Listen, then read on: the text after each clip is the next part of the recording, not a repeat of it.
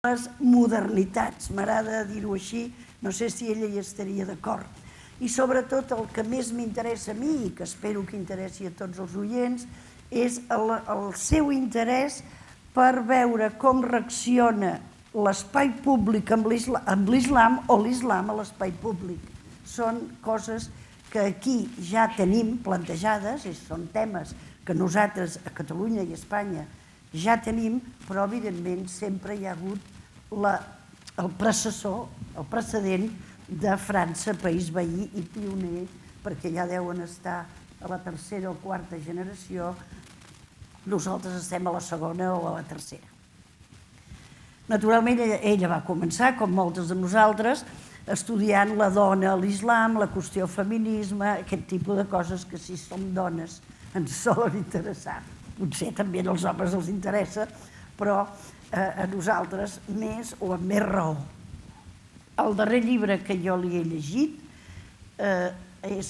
encara està en francès, Musulmans a la vida quotidiana, podríem dir-ne, i en ella hi fa, en aquest llibre, que és interessantíssim i el recomano, ella entrevista a persones normals i corrents, ordinaire, diu en francès, però no és ordinàries en català, sinó que vol dir persones anònimes, però que, i per tant es pronuncien, diuen, expliquen la seva condició de musulmans visquent a un país que no és musulmà, al revés, és un país laic, i que a vegades el laïcisme francès gairebé és plantejat com un atac. Jo ja li començo a preguntar aquesta cosa, com la veu, acabo amb la presentació, però de seguida entraré per aquí.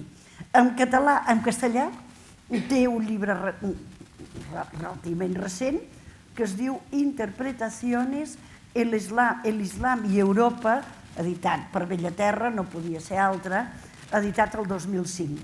També hi ha un altre llibre traduït al castellà, Musulmanes i modernes, Velo i civilizació en Turquia, ja es veu també pel títol de què va la cosa. A mi em va... Sí, ella va ser a Barcelona l'any 2011, convidada pel CCCB. Jo avui he tingut el disgust de que la volen convidar a l'Institut Europeu de la Mediterrània i m'ha dit que la seva agenda és tan completa que si no fem una forta demanda o cridem molt fort, em sembla que aquest desembre no la podrem tenir. Però jo avisaré a l'Institut que belluguin i que la facin venir més tard. A mi m'ha cridat l'atenció, per acabar, acabo. Quan van passar tots els fets desgraciats del Charlie Hebdo aquest gener, ella en una entrevista va dir, crec que hi ha una diferència entre l'atemptat de les Torres Bessones, 2000, i l'atemptat, o els dos atemptats francesos d'aquest gener. Va dir que el veia diferent perquè, en paraules seves, deia que creu que assistirem a la creació d'una nova comunitat. Ho dic perquè això pot semblar escandalós. Una comunitat on no únicament hi siguin les èlits, sinó una comunitat en què tots visquem units. Tant de bo tingui raó, tant de bo. I rebla el clau. I diu, crec que construirem una nova civilització. La resposta no hauria de ser un conflicte entre civilitzacions, sinó crear una nova societat europea en la construcció de la qual els musulmans hi haurien de jugar un paper important. Jo ara començaré, però abans que res em permeto dir-li benvinguda, doctora Guel. Gràcies per estar aquí. És un honor, és un plaer i espero que tots plegats puguem disfrutar de la seva presència i de la seva sabidoria. Moltes gràcies per ser-hi i m'han dit que continuï ja, començant a fer-li preguntes. No la tenia preparada, però n'hem parlat fa un minut abans d'entrar, i algú creu, i segurament ell estarà d'acord, o m'ho matisarà, perquè per alguna cosa en sap molt més que jo, ella és sociòloga, ella viu a París. El laïcisme francès se la podria acusar de ser massa, no em surt la paraula, de ser massa fort, massa massa bel·ligerant amb els no laics. Per què li pregunto? Doncs perquè jo fa molts anys que dono classe a la Universitat de Barcelona, tinc alumnes musulmanes, una només m'ha vingut amb vel a classe amb més de 30 anys, però ara ja em trobo en públic amb noies que van sense vel i que em diuen que se senten atacades a Barcelona, a Catalunya, pel fet de no portar-lo. És a dir, tornaríem a plantejar la laïcitat que pot mostrar una musulmana, o no laïcitat, simplement no seguir les normes que molts musulmans o musulmanes creuen que són les que s'han de seguir. Jo no ho crec, el de portar hijab o vel. Què en pensa vostè, sisplau, de tot això? Merci beaucoup. D'abord, je suis vraiment honorée d'être avec vous et d'être invitée à cette fondation et me donner la chance de converser avec vous. C'est un format de conversation, ce qui n'est pas évident et que c'est beaucoup plus vif. Et j'espère que ça va être facile aussi, malgré la traduction, la compréhension. Vous avez évoqué plusieurs choses, je vais les prendre. Je vais essayer de prendre un par un, parce que tous étaient importants. C'est après les attentats de Charlie Hebdo en France. Et déjà, on a du mal à définir, même dire que c'était quoi comme événement. On dit Charlie Hebdo, donc le lieu encore compte.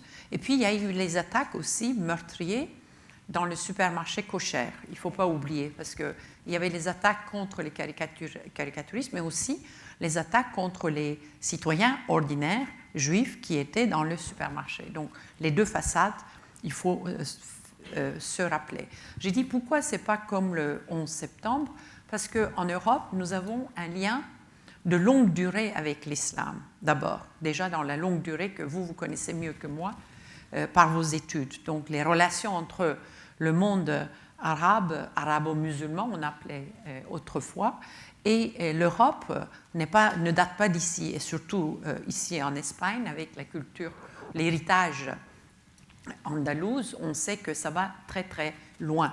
Donc déjà une première chose. Mais deuxièmement, dans l'histoire plus proche, également, il y a eu une série de controverses autour de l'islam, sur lesquelles j'ai travaillé en Europe. Donc ces attentats sont aussi liés avec ces controverses. Donc les attentats de 11 septembre, c'était des gens qui venaient de dehors et qui ramenaient un peu New York, comme on disait, en une ville du Moyen-Orient.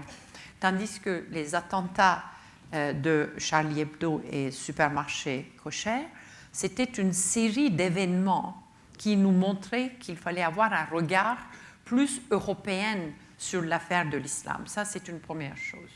Pourquoi? Parce qu'il y a eu des moments, des chaînes d'histoire autour de la controverse sur les caricatures danoises, l'affaire de caricatures danoises. Donc, les attentats de Charlie Hebdo remontent à ça. Et puis, il n'est pas resté dans Paris, il est parti aussi, ces attentats, à Copenhague. Donc, je pense qu'il y a quelque chose qui circule, qui va d'une ville à l'autre, et on ne peut pas juste penser en termes de l'immigration d'un pays avec des migrants qui viennent du Maroc, comme en Espagne davantage, ou des Algériens, des Maghrébins en France, des Turcs en Allemagne, des Pakistanais en Grande-Bretagne. On pensait en termes de l'immigration et des histoires nationales liées avec des immigrations un peu singulières. On n'est plus là. C'est d'abord un premier constat. On est dans une période de post-immigration. On ne peut plus travailler en termes de politique d'État et les citoyens musulmans. Il faut penser en termes à l'échelle européenne. D'une manière ironique ou contradictoire, c'est les controverses sur l'islam qui nous donnent l'idée qu'il y a déjà une affaire européanisée. L'islam est européanisé aujourd'hui, ou l'islam participe de l'européanisation, quelque part. Donc, dans cette période de post-immigration, comment on va penser à la présence musulmane qui perturbe le sens commun, la vie commune publique, qui perturbe déjà par sa singularité. Ils sont ici, mais ils veulent avoir des mosquées, des minarets, ils veulent porter le foulard ou pas, ils veulent manger, ils veulent avoir l'alimentation halal. Donc il y a un effet de disruptive, j'appelle, il y a un effet de dérangement du sens commun, de l'habitude, des normes, et ce que j'appelle une visibilité dérangeante, une visibilité de l'islam dans la vie publique. Merci pour avoir souligné la notion de l'espace public, parce que la visibilité a eu lieu dans l'espace public, c'est-à-dire les lieux où on se rencontre les uns et les autres. Dans les classes, une fille qui vient à l'école avec le foulard, à côté d'une ville, à côté d'une cathédrale, la construction d'une mosquée, à côté de l'alimentation cochère, l'alimentation halal. Donc on voit cette visibilité dans la vie de tous les jours. Ça peut déranger, ça peut perturber, mais ça montre que déjà ces musulmans sont en Europe. Ils veulent vivre dans la vie de tous les jours. Dans ce sens-là, c'est ordinaire, c'est dans la vie de tous les jours. Donc qu'est-ce qu'on fait? Comment on reconnaît cette présence sans toujours identifier avec les actes terroristes, avec les problèmes de l'islam? Parce que la plupart des musulmans veulent vivre comme des citoyens ordinaires. Donc comment les reconnaître? On a un problème. Justement, je reviens, je n'ai pas oublié votre question. Les Français disent par une laïcité. Les Hollandais disent on ne veut plus le multiculturalisme, on veut imposer nos valeurs nationales. Vous avez entendu, tout le monde a annoncé la fin du multiculturalisme, c'est-à-dire multiculturalisme, ça veut dire qu'on reconnaît la même place à l'islam qu'à d'autres cultures de minorité ou pas. On a dit non, le multiculturalisme ne mène à rien. Il y avait un argument juste parce qu'il n'y a plus d'intercommunication, c'est-à-dire comme si chacun est dans son coin, il n'y a pas d'interaction. L'espace public, c'est un espace qui permet aux citoyens d'exister, de manifester, de vivre leur vie quotidienne, mais aussi d'interagir, ce que nous faisons. Ici, c'est un espace public. Un espace public, on essaie, et ce n'est pas facile, de donner le temps pour la traduction et la compréhension de quelqu'un qui vient de dehors et avec une autre langue. Et voilà le multiculturalisme. Ça demande beaucoup de courage, du temps et de la réflexion. Et je pense que les pays européens n'ont pas su donner un nouveau frame, nouveau cadre de pensée, et ils ont revenu à certaines valeurs qu'ils appellent identitaires. Et ça, je vais être critique, parce que quand vous dites « c'est mon identité », on est dans une déjà confrontation. Et la laïcité, et je vais finir parce que je vais vous laisser d'autres, si vous me laissez, ça c'est la perversion professionnelle, vous savez, les profs... He trobat el tema que li va de primera, Et la laïcité est devenue un peu un atout identitaire des Français qui disaient « je me distingue avec mes valeurs laïques, je suis plus émancipée comme femme, je suis plus tolérante aussi aux valeurs des minorités sexuelles, etc., ou la liberté de blasphème, la liberté d'expression. Donc il faut être laïque pour être un meilleur citoyen. Mais c'est devenu un atout, un instrument identitaire pour exclure, pas pour inclure. Tandis que la laïcité, ou le sécularisme comme principe, était un mode d'organisation de la vie sociale. D'abord entre religions. Le sécularisme indien, au départ, voulait justement rassurer la coexistence entre les religions en Inde. Ça, c'était très important. Donc, c'était le pluralisme religieux et aussi reconnaître le droit à la non-religion aussi. Donc, le sécularisme, c'est un mode d'organisation. Ça ne peut pas être une identité imposée. Aujourd'hui, dans les écoles, il y a même une charte de la laïcité. Et ce que j'appelle la laïcité est devenue une force didactique. Il faut apprendre, il faut imposer, et on exclut au lieu d'inclure. Moi, j'ai deux républiques sur le dos, la République turque et la République française. Et les deux républiques sont très laïques. et en tout cas en Turquie, jusqu'à l'avènement du gouvernement d'AKP. Et j'ai défendu toujours un espace public plus ouvert, plus pluraliste, et que s'il y a la laïcité, ça devait au contraire renforcer la possibilité du dialogue et ne pas exclure les uns de l'espace public en disant l'entrée interdite. D'accord. Ara que vostè ha mencionat Turquia, jo hi he observat, quan hi vas de visita, ara ja fa temps que no hi vaig, amb el nou govern he notat una islamització molt més patent en l'espai públic. Si a Turquia la gent anava, les noies anaven sense mocador, potser perquè la senyora Erdogan se n'ha posat, i jo crec que està tirant enrere la laïcitat tradicional republicana turca. Tindrà remei això o anirem enrere cada vegada més? Parlo de Turquia concretament.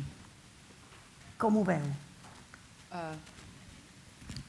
C'est pas facile de parler de la Turquie en une phrase parce que ça me tient à cœur.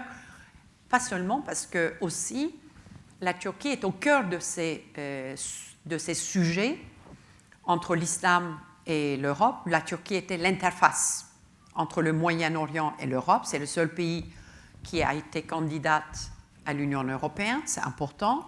C'est un pays d'interface depuis l'Empire ottoman, du pouvoir balkanique jusqu'à maintenant.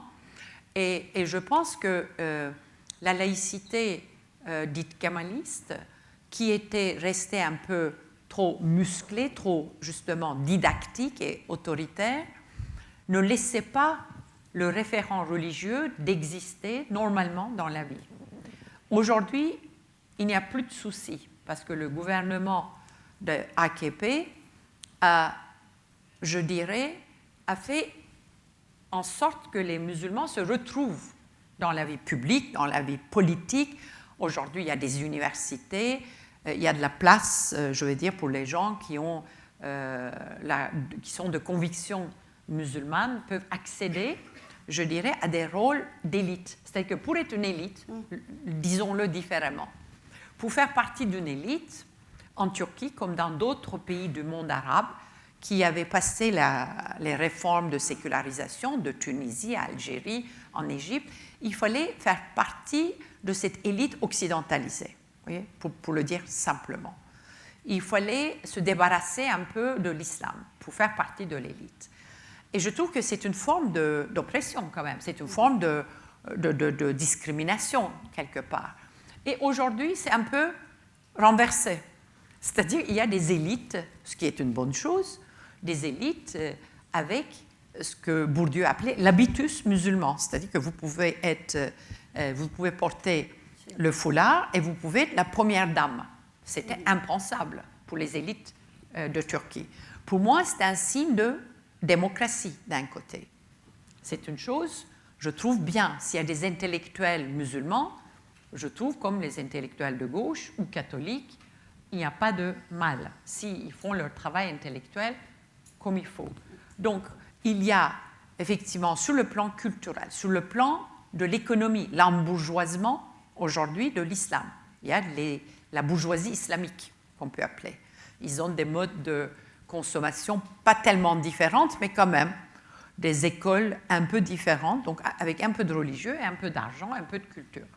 Donc la démocratie pour moi c'est important, l'alternance, c'est-à-dire la participation des groupes sociaux qui n'ont pas trouvé la possibilité de s'intégrer et de trouver ce que je dirais une mobilité sociale ascendante.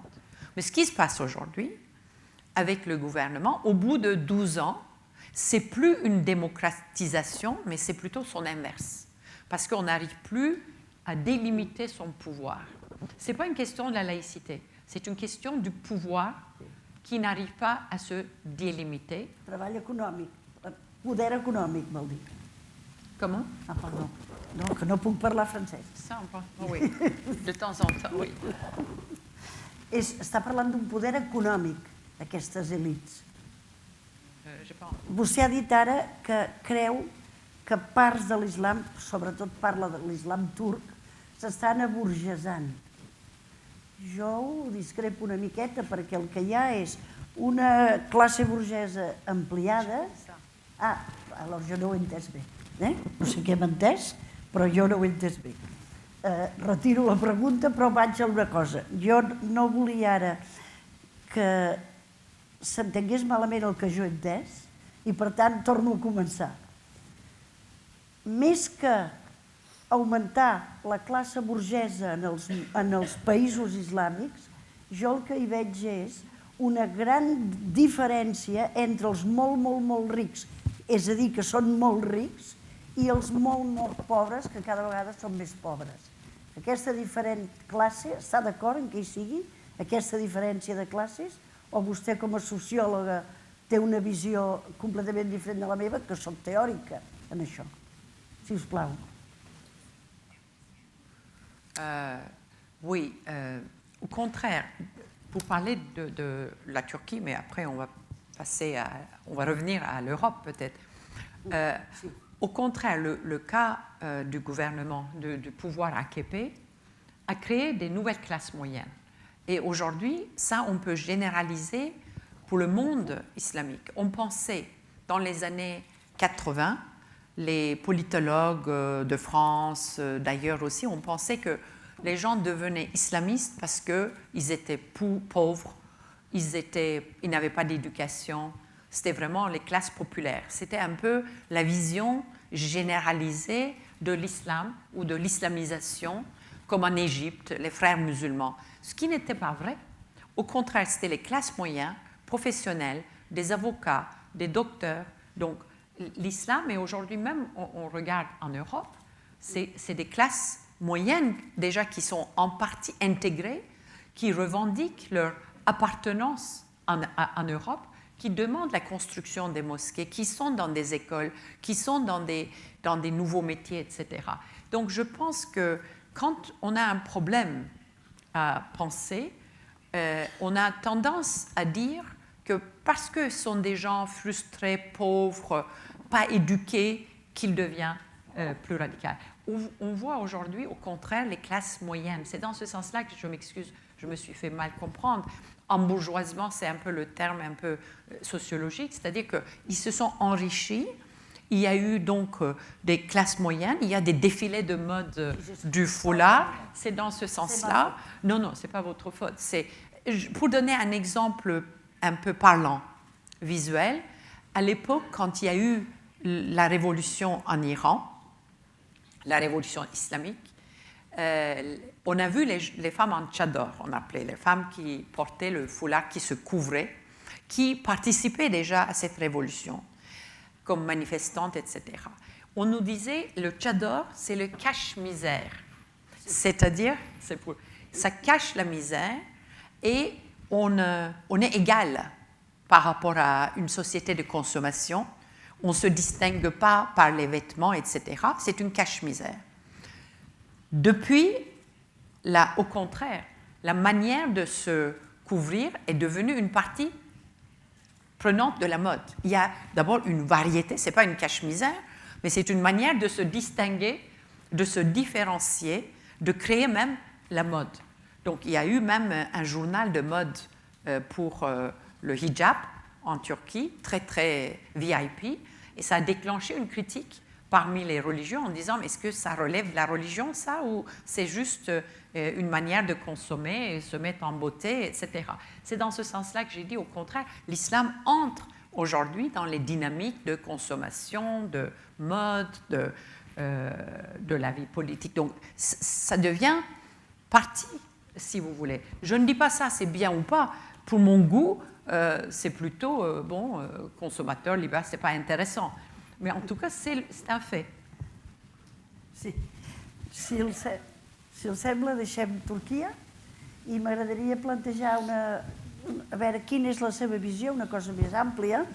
Vostè creu que la pràctica de l'islam, la creença en l'islam, pot diferenciar-se entre països islàmics, Àsia, Indonèsia, o l'islam que en diem europeu? Veu vostè diferències substancials a la pràctica, sobretot a la pràctica, d'aquests fidels, que són diferències que es puguin assenyalar fàcilment entre un islam practicat al Marroc o un islam practicat a la Balia de París o al Passeig de Gràcia de Barcelona, que és on som ara, Som al Passeig de Gràcia. Veu différences, oi? Oui, je pense que c'est ça une question qui est adressée à nous tous en Europe. Il y a un islam européen qui est en train d'être né. Mais il y a deux manières de penser à l'islam européen. Il y a une manière d'en haut, c'est-à-dire les politiques étatiques, parce qu'il y a des politiciens qui veulent créer un islam en conformité avec leur notion de la citoyenneté, ce qu'on peut appeler islam assimilé. Ce n'est pas ce dont je parle. Il y a aussi un islam des musulmans qui vivent en Europe. Et par ailleurs, je suis sociologue, mais quand j'ai commencé à faire la recherche, j'ai dû me défaire de mon métier de sociologue parce que la catégorie musulmane ne tient pas. Il y a tellement de différences ethniques, d'abord, de leur pays d'origine, entre Marocains, Turcs, Pakistanais. Donc déjà, il y a en plus de ça, il y a les différents niveaux d'éducation. Il y a différents niveaux d'intégration dans les pays d'origine. Il devient italien. Les Italiens, par exemple, les filles qui portent le foulard, elles sont beaucoup plus soucieuses de leur communication avec la mode. Ils trouvent des manières de s'habiller à l'italien. Les musulmans français sont des râleurs, comme des Français. Râleurs, ça veut dire, vous pouvez le traduire, ils sont les plus toujours mécontents dans les groupes. Quand je fais 21 villes, donc des discussions de groupe, les musulmans en France sont comme des Français. Ils sont tout le temps dans les... Donc, quels musulmans on parle? Et le rapport à la religion aussi est très, très différencié. Il y en a qui portent le foulard, il y en a qui ne portent pas. Il y en a qui veulent absolument, on parlait de jambon, parce que jambon, c'est vraiment au cœur de, justement, cet islam européen, parce que pour eux, l'Europe, c'est le jambon, et surtout ici. Et dans mon livre, j'ai écrit que le personnage public, c'est le cochon. Parce que, à la fois, les musulmans ne savent pas quoi faire de ça, ils veulent manger halal, ils ne veulent pas manger le jambon, mais ils veulent être comme des Européens, des Français, des Catalans, des Espagnols, et ils inventent, par exemple, halal, jambon halal. C'est une consommation. Il y a un débat pour les musulmans. Est-ce que c'est une chose vraiment en conformité avec nos principes, ou est-ce que c'est une manière de consommer et ridiculiser la religion? Mais c'est un débat. De fait, je veux dire, dans la vie ordinaire de tous les jours, c'est ce qui se passe. Donc le jambon, les gens qui ne veulent pas, je veux continuer avec ça, parce que tout ça, c'est des éléments de l'islam européen. J'aime bien être vraiment dans le ground, ok? Pas dans le texte, dans le contexte, dans la vie de tous les jours. Ordinaire, j'ai dit, je m'excuse. C'est important de connaître tous ces détails. Et dans pour le jambon, et contre les constructions des mosquées, en Italie, je ne sais pas si vous avez fait la même chose, je ne sais pas, ils ont fait le parade des cochons pour désacraliser le terrain, pour dire que les musulmans, comme ça, ne peuvent pas construire des mosquées. C'est des néopopulistes, les gens de droite. Ils ont vraiment fait parade, et c'est des élus locaux, etc. Ou bien ils ont jeté des têtes de cochons dans des lieux, d'ailleurs en Inde aussi ça fait, etc., pour justement désacriléger le lieu. Alors quand vous faites la recherche, les musulmans vont vous dire, mais on ne comprend pas, parce que pour notre religion, le cochon, ce n'est pas l'interdit, c'est un être, c'est un animal, il a un souffle, c'est un vivant. On n'est pas là, on ne considère pas le cochon comme l'interdit, on ne le mange pas tout simplement. Un premier constat, il y a un malentendu. Il faut traduire les codes culturels. L'un pense qu'on fait du mal, mais l'intention est mauvaise quand même. L'intention de faire une promenade de cochon, ce n'est pas une bonne intention. C'est pas vraiment... on ne peut pas parler de l'hospitalité italienne envers les mosquées. Et en même temps, il y a un malentendu, il y a une méconnaissance, parce qu'au fond, le cochon. Mais de l'autre côté, les musulmans aussi cherchent à s'accommoder avec cette culture. Et donc, la question, c'est, cet islam européen, il y a quelque chose de très important. Parce que même si vous venez d'un pays à majorité musulmane, vous êtes en Europe, vous êtes en minorité. Les musulmans sont en train d'avoir une expérience sans État, en étant dans une situation de minorité, et un islam cosmopolite européen qui vient de toutes parts. Les musulmans d'Égypte commencent à faire la prière avec les Turcs ou les Pakistanais. Ils ne connaissent pas ça dans un pays à majorité musulmane. Donc, ils sont déjà à l'intérieur de l'Europe. Ils connaissent d'autres musulmans, sénégalais ou d'autres. Et en même temps, ils se trouvent dans un environnement plus séculier et avec d'autres religions en présence, du judaïsme, du catholicisme et même protestantisme, etc. Donc, je pense qu'il faut comprendre cet islam européen. Pour donner encore un exemple, je trouve... Vous aimez les exemples? OK. Quand il y a eu le débat sur les minarets, parce que c'est bien aussi de donner des exemples personnels. Les minarets, c'est en Suisse. Ce n'est pas un pays membre de l'Europe. Mais ce petit pays neutre, qui ne veut pas appartenir à l'Europe, depuis le référendum sur les minarets, est devenu un pays européen, est devenu au centre des débats publics. Maintenant, on se fait référencer. Donc, c'est pour me moquer, je dis l'islam européanise. L'islam a européanisé les Suisses, qu'ils le veuillent ou pas, malgré eux. Pourquoi cet exemple est intéressant? Parce qu'un référendum contre les minarets, il y avait déjà 2 minarets, je crois même pas à l'époque du référendum. Vous ne pouvez pas dire que vraiment le ciel de Suisse était couvert des minarets. Non. Donc, un référendum est fait et effectivement, c'est interdit maintenant. Si vous vous rappelez l'affiche est vraiment assez agressive et néopopuliste et islamophobe.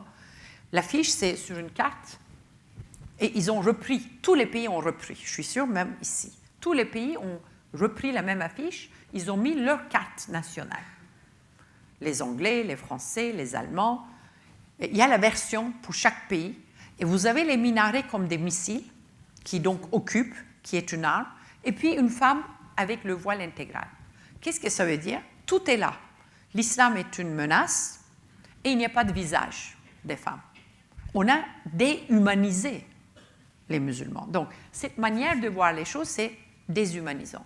Mais pour moi, étant élevé à Istanbul et Ankara, j'ai eu le choc de penser qu'on peut séparer les minarets, faire un référendum pour les minarets, mesurer les minarets. Voilà l'islam européen. Un islam européen dans le sens où des questions comme halal, minaret, le voile deviennent des controverses. Pourquoi c'est important? Parce que ça veut dire que ça devient une affaire publique. Je ne dis pas que ça ne doit pas être débattu, au contraire.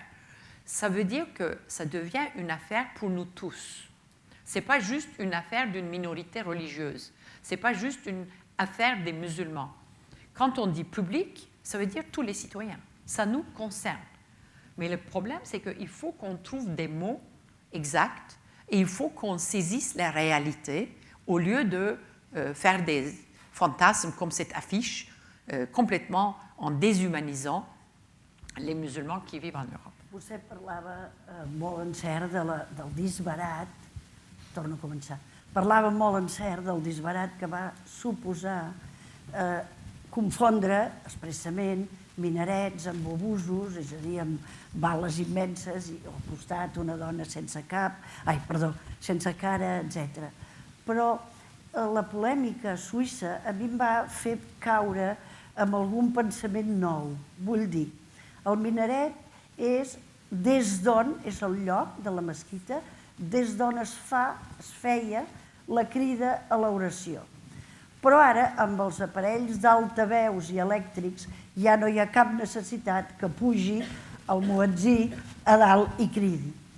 I fins i tot l'imam de Marsella, l'any 2010, va decidir que no hi hauria crida a l'oració, perquè si tu estàs dormint a les 3, no ets musulmà i et desperta un tio cridant, doncs francament et fa poca gràcia. I a Marsella jo tinc entès que el que fan és amb un raig làser de color verd, que és el color del profeta, travessen el cel 4 o 5 vegades i els musulmans que volen resar aquella oració de la nit ja estan més o menys a punt de fer-ho, veuen el raig i s'ha acabat la funció pràctica del minaret. Per tant, pot haver-hi, ja de fet, mesquites sense minaret. No va contra l'islam no posar minaret, és acomodar-se, com vostè deia molt bé, a unes noves circumstàncies. Però li vull fer una cosa més, una pregunta que em va interessar molt, el que diu vostè, ara no recordo quin... Va, vol contestar. Em guardo la pregunta, té tota la raó. Perdoni. Endavant. Endavant, sí, sí. Non, parce que vraiment, c'est une conversation et ça avance là. Je pense qu'on est au cœur du sujet là. On est vraiment au cœur du sujet. Il faut du temps pour arriver. Pourquoi? Parce que vous donnez un très bon exemple. Comment, quand il y a des conflits, on peut trouver une solution. Et mon livre, effectivement, c'est exactement cette idée, trouver une créativité, par la créativité. Trouver une solution par une nouvelle forme. Mais le problème en Suisse, ce n'était pas les minarets qui faisaient appel à la prière. Parce que, déjà, je vais dire ça, en Europe, la plupart des minarets sont muets. Il n'y en a pas, déjà. C'est juste symbolique. Mais symboliquement, ça veut dire la présence. Et puis, selon la religion musulmane, une mosquée n'est pas c'est pas obligatoire pour une mosquée d'avoir un dôme et une minaret. Vous pouvez créer des formes différentes. Et il y a des architectes dans le monde qui cherchent à créer des nouvelles formes, qui cherchent à justement moderniser, etc. Les mosquées, parfois d'ailleurs les mosquées deviennent un lieu d'attraction, ou d'autres beaucoup plus spirituels, beaucoup plus retrait, etc. Il y a 1000 manières de penser à ce lieu.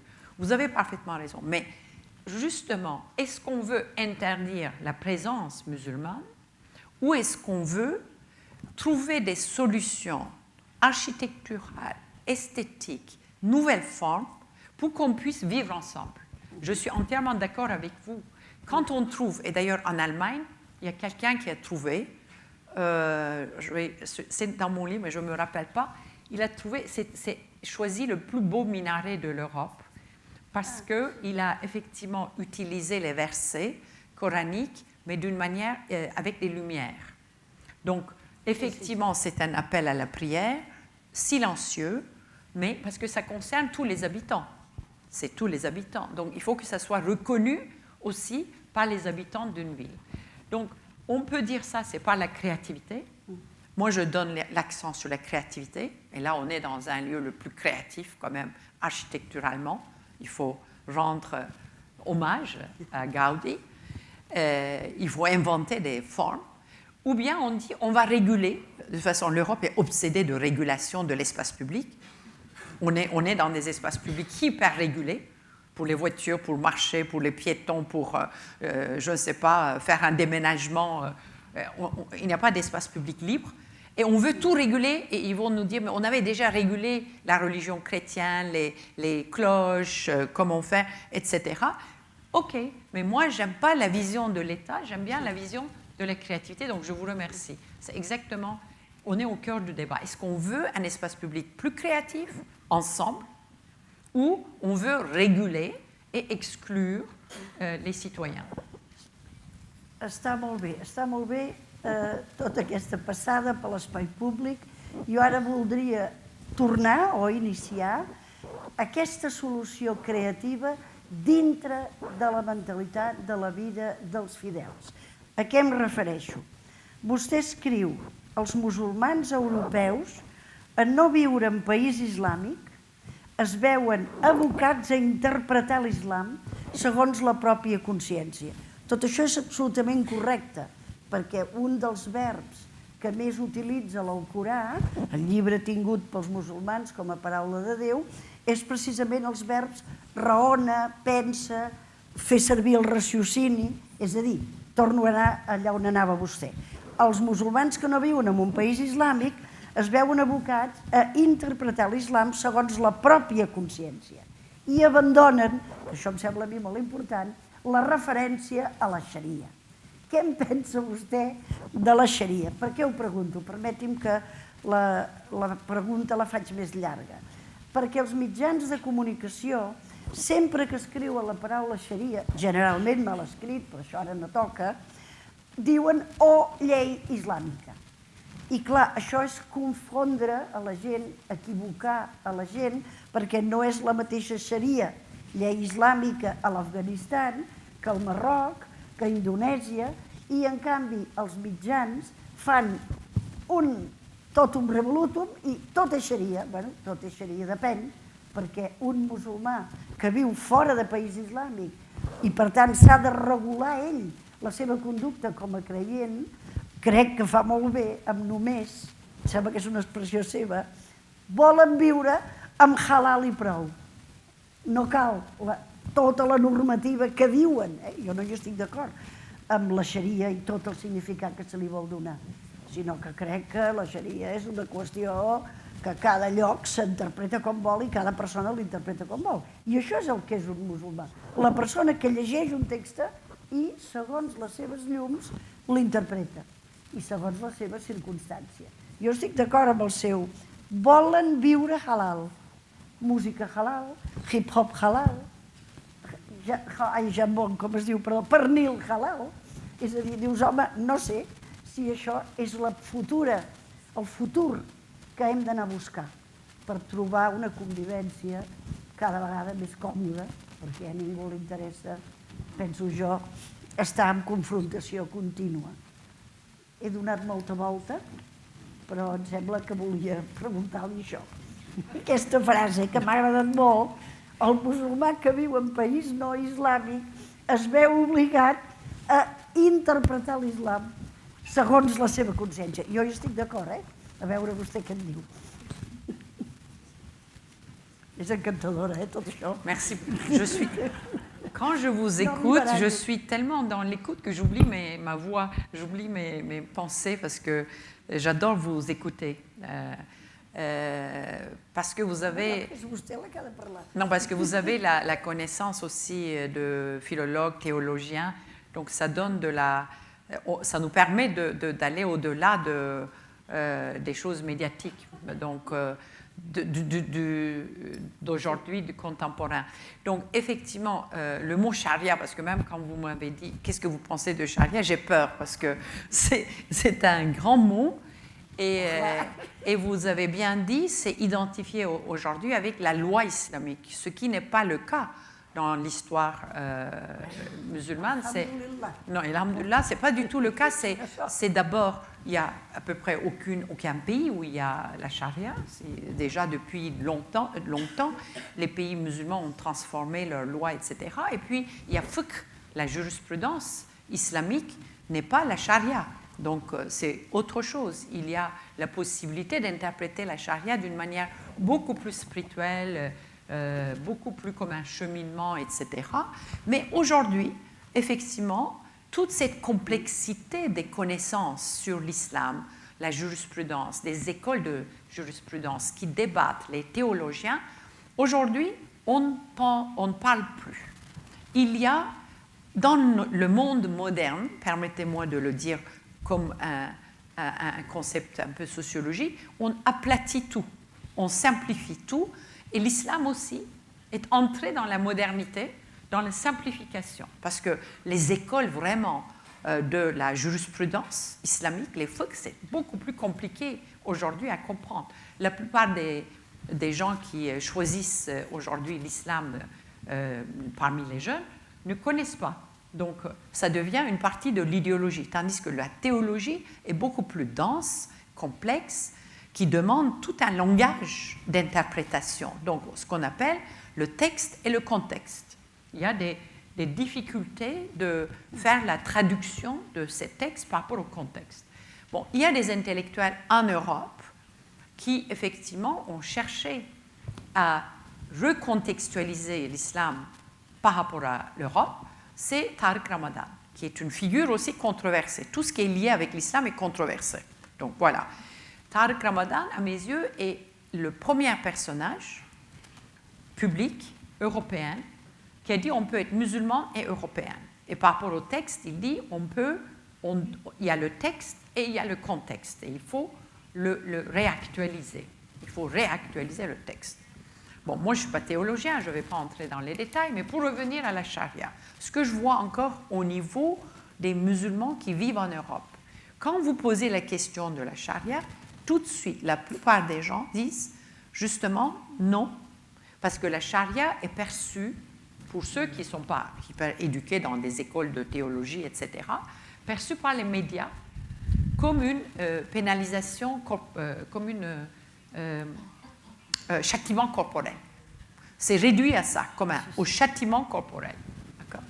Et donc, les musulmans vivant, encore les catégories vivant en Europe, commencent à se distinguer de la charia en disant nous, on est européens de l'esprit, on vit en Europe et on est contre le châtiment corporel pour les fautes. En plus, nous pensons que ce n'est pas islamique.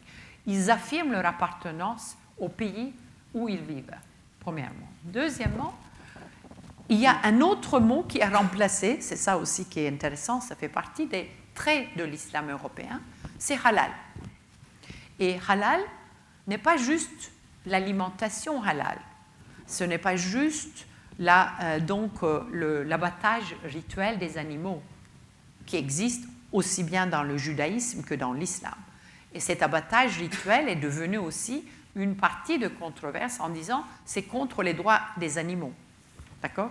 C'était ça le débat en France, par exemple. Donc, eux, ils mettent l'accent, les musulmans, sur vivre, comme c'est une étudiante à moi qui l'a formulé, dans le cercle halal. C'est qu'ils vivent en Europe, mais ils veulent garder un cercle halal, une certaine moralité, une certaine manière de surveiller leur conscience le jour au jour pour être un meilleur musulman. C'est une manière d'être plus discipliné. C'est-à-dire, au lieu d'être imposé par la communauté, par l'imam, par l'entourage, ça, on peut dire, c'est la manière de vivre un peu traditionnellement. On a vu comme ça de nos mères, on fait comme ça. Tandis que les musulmans d'Europe, ils vivent une certaine coupure avec les traditions. Pourquoi ? Parce que les chaînes de continuité ne sont pas là dans une situation de migration. Quand vous immigrez dans un pays, ce n'est pas le même islam. Vous ne pouvez pas apprendre le même islam. Donc là, déjà, ils sont en train de réapprendre dans des instituts de culture d'islam, dans des fondations, etc. Et leur conscience devient très importante. Leur manière de se surveiller pour être un meilleur musulman. Donc cet élément, je n'appelle pas l'individuation, je n'aime pas ce terme, mais la personne. Il ne faut pas oublier que la croyance est aussi une personne. Ce n'est pas juste, on oublie ça. C'est quelque chose de très personnel, la croyance. C'est vous qui pouvez... Sí. A veure, aquí suposo que ha sigut a tota Europa, però com a mínim a Catalunya i a Espanya els mitjans de comunicació s'han fet ressò de la quantitat d'animals morts en ocasió del pelegrinatge, del Hajj, fa poc, fa un mes, i s'ha parlat de la crueltat de l'islam que es nega, teòricament, a no electrocutar els animals a sacrificar. Parlo ara no del que fa cadascú a casa seva, si és que ho fa, sinó dels escorxadors. En els escorxadors europeus més civilitzats, entre cometes, primer s'electrocuta l'animal i els experts han decidit que... i després se'l degolla. I els experts han decidit que l'animal pateix, si se l'electrocuta, 3 segons menys. 3 segons no és res, però si jo fos l'animal, a mi em sembla que em seria important que m'estalviessin 3 segons.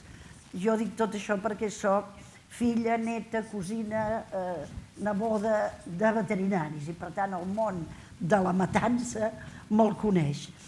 aquesta qüestió a Espanya no l'han resolt. A Alemanya s'ha resolt a demanda turca i ara s'obliga a que a les matances musulmanes hi hagi primer l'electrocució o l'estaborniment, que no sé com es diu en francès, ni en tinc idea, suposo que heu traduït el que tocava, és a dir, es fa perdre la consciència a l'animal i després se'l degolla i se li treu la sang. Com va això? O he fet una pregunta impertinent. Permeti'm una broma, perquè a mi m'agrada dir-ho. Permeti'm, perquè ja l'hi he dit, soc de família de veterinaris i el meu poble s'ha matat tradicionalment segons el ritus islàmic. És a dir, el lloc on es maten els animals mira a la Meca. Per tant, una primera part de situació està resolta. Es degolla l'animal i se li deixa escolar tota la sang. I el nom de Déu li asseguro que es pronuncia, això sí, amb un altre to del que voldria. No sé si entén la broma.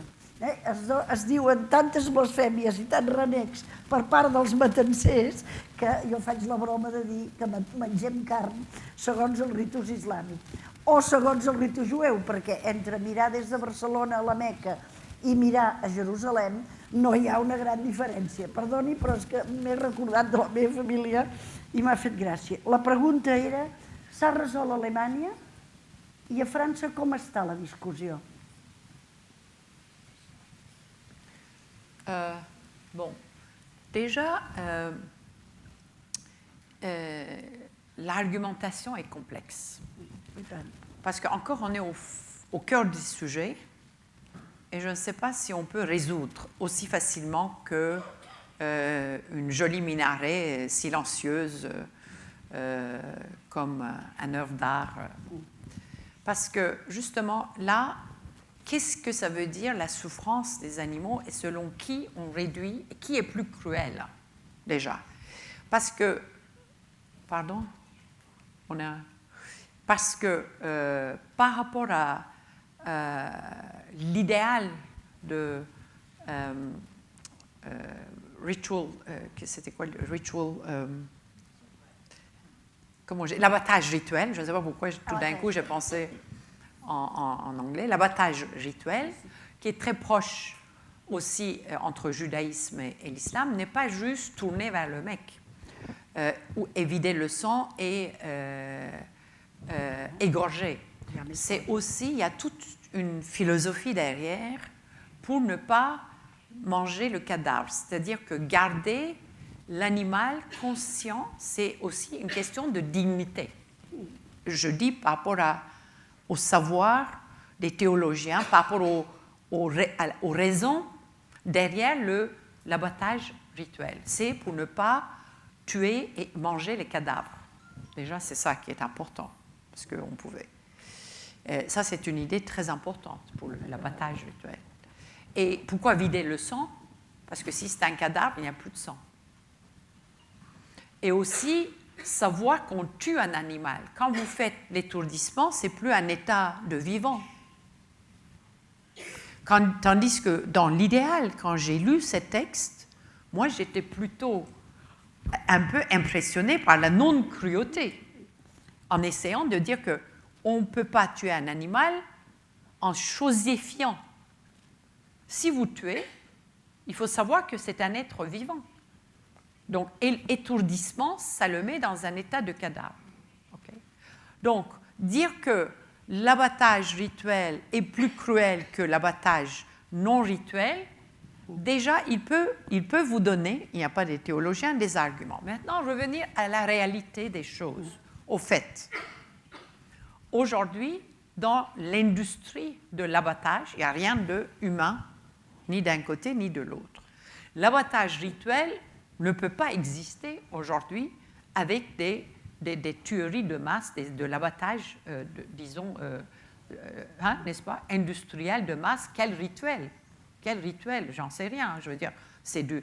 Mais pour revenir à des arguments derrière, c'est important de faire sortir tout ça avant de... Vous voyez ce que je veux dire? Il y a effectivement un problème pour nos mondes modernes et il faut attaquer ces problèmes ensemble. au lieu de dire « toi, tu es plus cruel que moi et que moi, je suis plus civilisé, ils ont des moyens barbares, etc. » Mais l'ironie est de sort. Je vais donner un autre exemple, encore plus sexy. C'est la circoncision. Je m'excuse. C'est du mauvais goût, mais bon, pour dire sexy. Circoncision, c'est un rituel, une pratique religieuse, à la fois pour les musulmans que pour les juifs. Il y a eu ce débat, il y a eu cette controverse en Allemagne, et quand je dis controverse, c'est toujours lié avec un événement. Parce qu'il y a eu un problème de circoncision d'un jeune garçon musulman qui a eu un petit accident, je ne sais pas quoi, et hop, il y a eu un grand débat public en disant le corps du garçon appartient au garçon et pas aux parents pour garder l'intégrité du garçon. Je répète pour notre public, il faut interdire la circoncision. Bon, c'était assez étonnant de voir qu'en Allemagne, avec une si courte mémoire, les Allemands n'ont pas pensé qu'en interdisant la circoncision, ils allaient percuter sur la question juive, sur les droits des Juifs. Bien évidemment, en plus avec le passé de Holocauste, les communautés juives ont réagi en disant comment vous pouvez traiter nos rituels comme archaïques, parce qu'ils ont commencé à dire, y compris les Français, ce sont des pratiques archaïques, barbares, inacceptables. Donc, il y a tout un débat autour de la circoncision. Et maintenant, il y a une marche en arrière parce que ça concerne tout le monde. Et je suis allée au musée de Berlin, musée juif. Il y a une exposition sur la circoncision, circoncision des juifs, circoncision des musulmans, etc. Ils commencent à réfléchir ensemble sur leurs droits. Mais on est dans une société où on formule nos problèmes en termes de droits. Les droits des animaux, les droits des femmes, le droit des enfants, n'est-ce pas? Et ce sont des normes. Et de plus en plus, on dit que la famille n'a pas le droit sur l'enfant. Et il faut qu'on soit aussi consciente, nous-mêmes, que c'est une manière de traiter les problèmes. Mais est-ce que c'est la seule et bonne manière? On est trop sûr de ce vocabulaire des droits. Et ça ne règle pas tout, je dirais. Ja que parlem de drets, estic totalment d'acord amb el que ha anat dient, només difereixo en què per l'islam la circuncisió és sunna, no és llei, pels jueus sí, és igual, el costum es fa, però ja que parlem de drets, només una pinzellada, perquè el temps no ens deixa gaire més. Els drets dels homosexuals, com ho tenim, això? Com ho tenim? Que aquí hi ha molta polèmica. He de triar entre moltes preguntes, parlant de drets i lligat amb aquesta.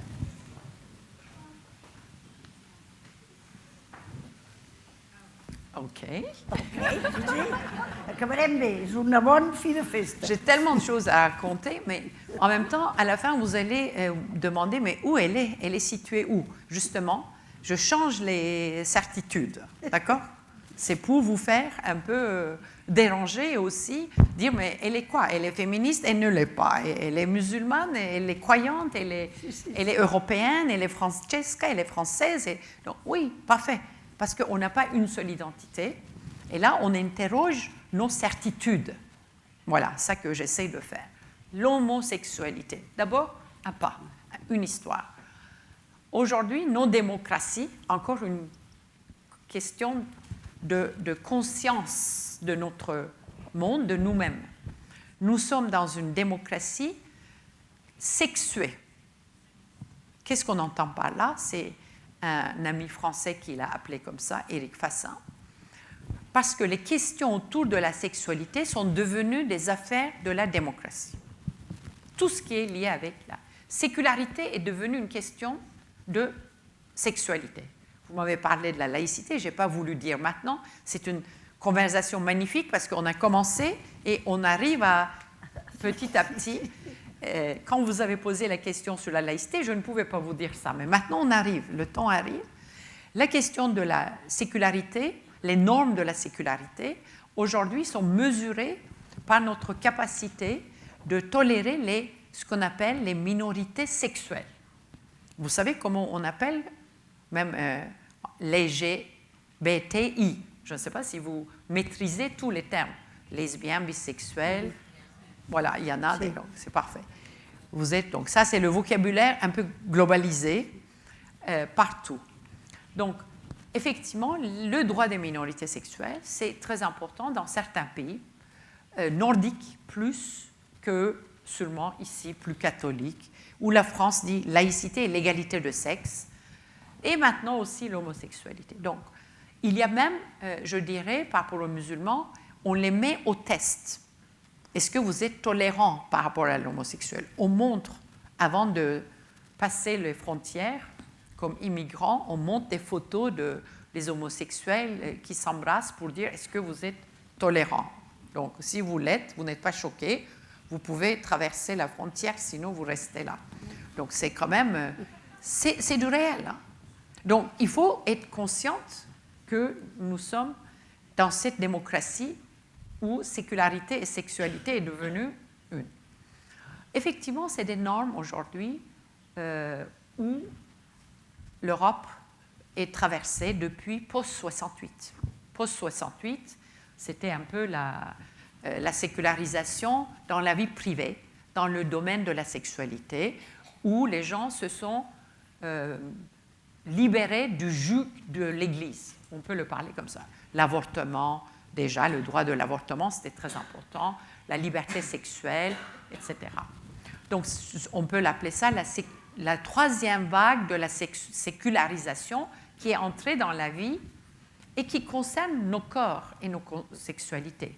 Pour les femmes, quand on peut choisir, ce n'était pas une idée, choisir sa grossesse. Le fait que le corps devient un lieu de choix, c'est quand même une idée relativement nouvelle. D'ailleurs, c'est comme ça que j'ai oublié de faire des enfants, parce que c'était devenu un choix. Bon. Si vous vous posez la question, voilà une information. Donc, aujourd'hui, la question, effectivement, les minorités sexuelles devient très importante. Et les musulmans ne sont pas complètement en dehors de ça. Déjà, ils sont mis à l'épreuve, d'un côté. Et il y a eu, dans mon livre, il y a cet exemple à Copenhague d'une femme qui porte le voile, Asma, et qui se présente aux élections. Et on lui dit, pour que tu sois élu, il faut que tu montres que tu es tolérant avec les minorités sexuelles. Et tu lances ta campagne dans un café où LGBTI se trouve là. Et elle l'a fait. Et c'est une femme importante, intéressante dans son itinéraire. Elle est palestinienne, si je ne me trompe pas, d'origine. Et elle l'a fait. Et elle n'a plu à personne. Son parti ensuite l'a expédiée. Les musulmans l'ont ostracisée. Elle se trouve toute seule. Donc, les musulmans se trouvent entre plusieurs normes et plusieurs publics.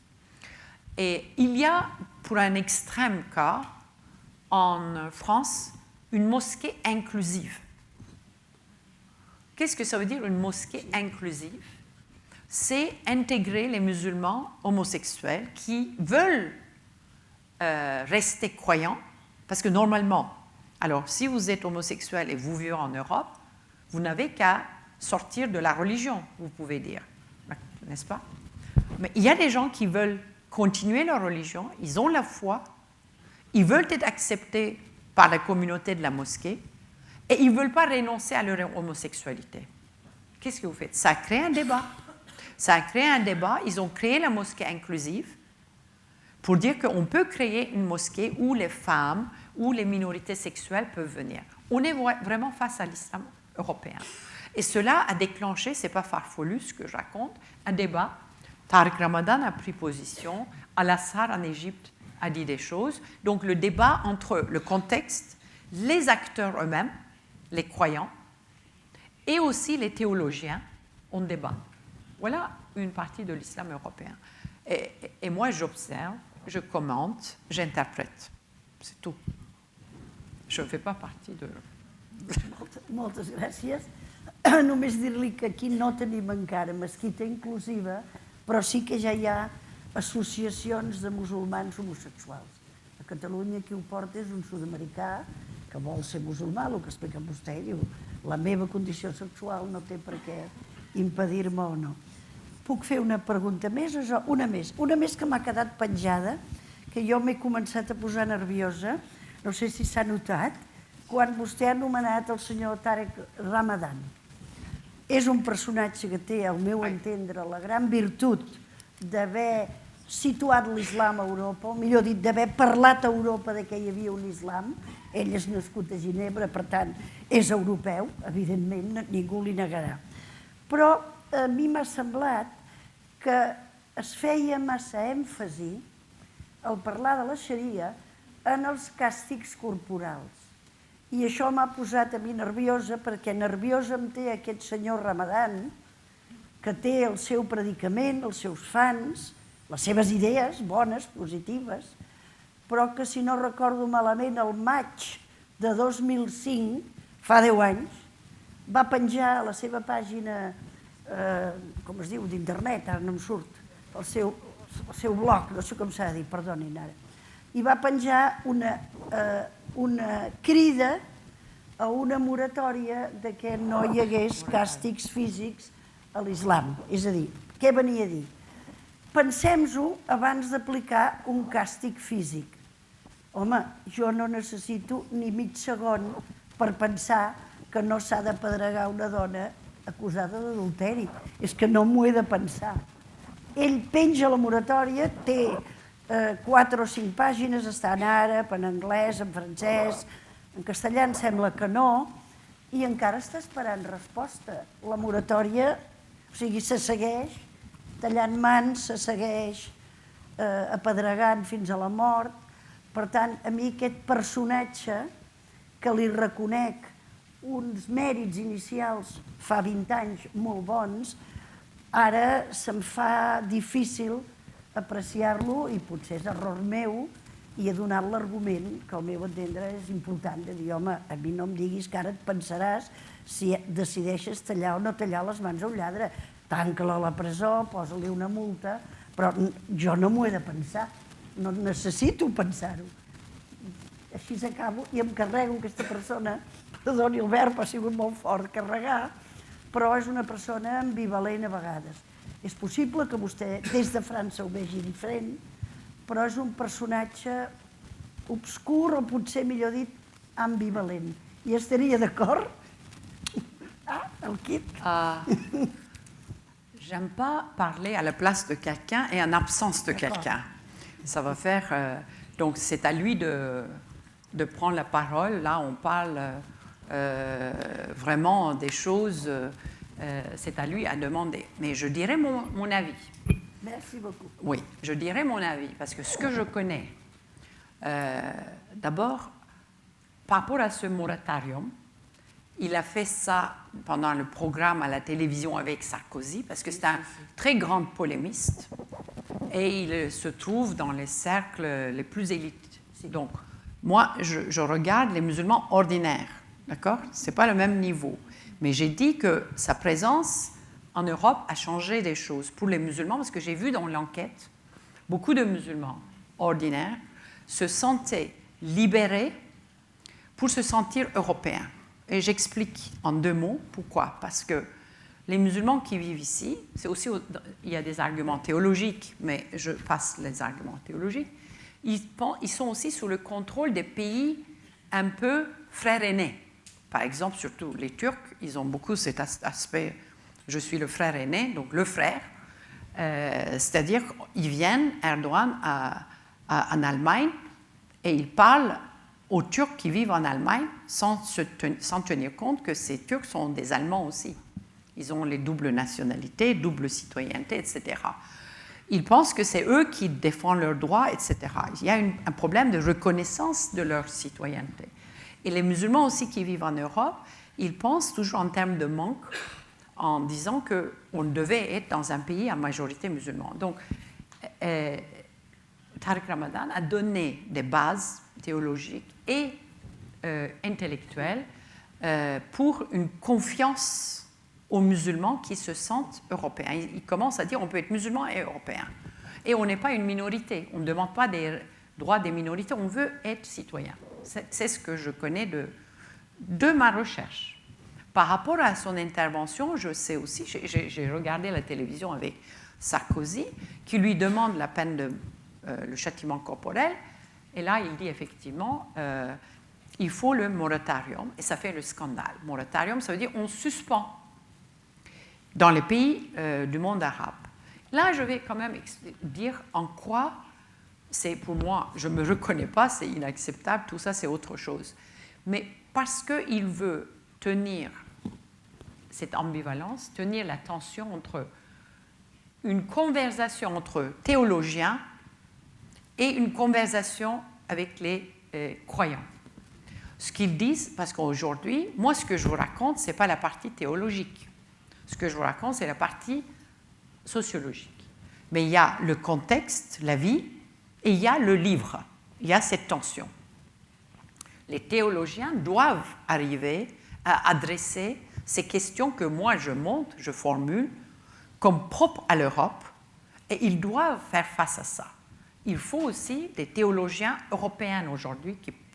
Je ne sais pas si Ramadan est la personne appropriée, mais je sais aujourd'hui qu'il y a des imams, et d'ailleurs on ne les appelle plus des imams, mais les nouveaux théologiens, qui parlent les langages européens, parce que si on importe les imams du Maroc, de la Turquie, d'Égypte, ils peuvent avoir une connaissance religieuse parfaite, ils sont bien formés, mais ils ne connaissent pas le contexte européen, ils ne connaissent pas les langues des jeunes, ils ne connaissent pas toutes ces questions qu'on vient de rire ensemble. On rit ensemble parce qu'on connaît. C'est loin pour eux. Ce n'est pas leur réalité. Ni halal, ni minaret, ni homosexualité, ils ne posent pas ces questions. Donc, il faut réactualiser ces questions avec les théologiens. Et dans ce sens-là, ce n'est pas important ce que pense l'un. Il y a une personne avec qui on parle. Alors là, vous dites, il y en a qui bâchent, il y en a d'autres qui sont fins. Il faut plusieurs personnages comme Tariq Ramadan qui donnent leurs avis, qui parlent, etc. Il faut ouvrir l'espace public au débat, au lieu de dire « Ah, mais peut-être qu'il est obscur, on doute ».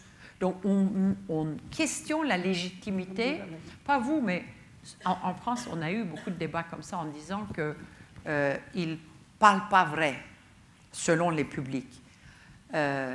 Possible. On est aujourd'hui dans des questions complexes. On parle à plusieurs publics. On est dans la traduction permanente. Comme j'ai dit par rapport à la question du cochon, j'adore le personnage du cochon là. Et quand on fait le parade du cochon, on a besoin de la traduction.